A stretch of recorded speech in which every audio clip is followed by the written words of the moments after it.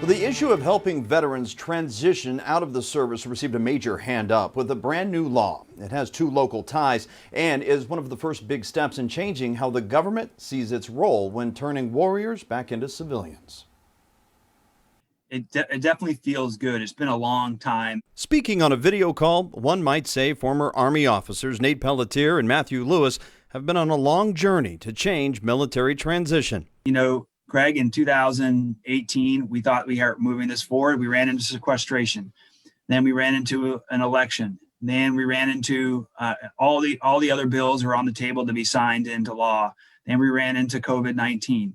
Undeterred, both focused on changing the landscape across the country on how those in the military shed their uniform and enter civilian life. There's a huge, I think, cultural momentum towards readdressing TAP, and we intend to intercept that in a big way. TAP, or Transition Assistance Program, is used by the military to help service members process back into the civilian world. However, that's where the direct handoff basically ends. That next step, though, just got what it needs: funding, via the Commander John Scott Hannon Veterans Mental Health Care Improvement Act of 2019, signed into law October 17th. Although the headline is suicide, part of its sections speak to a grant of varying amounts, but up to $750,000 over a 3 to 5 year time period.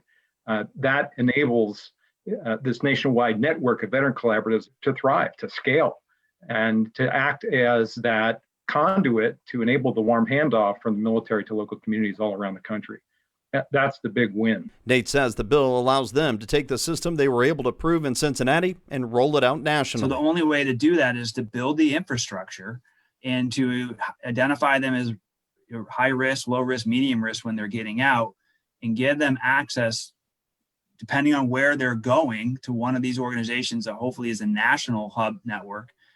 And then we provide the services for an earlier stage, or preventative versus reactive. Matt Lewis says while they are both very happy to take this major leap forward now with funding, the real work now begins. I very much look forward to a day when veteran suicide rates aren't something that we don't need to talk about, and that veteran talent is finding their ultimate end in full employment and career fields of their choosing. Now, Nate says that while they've proven the concept here locally, the passing of the law really allows them now to start the race officially. In the coming months, both Nate and Matt say they're going to be helping to advise the VA on transition programs to change things. Ultimately, they want to guide the creation of the infrastructure to support the transition hub concept with the funding now available. And you can read more about this in the story on WCPO.com.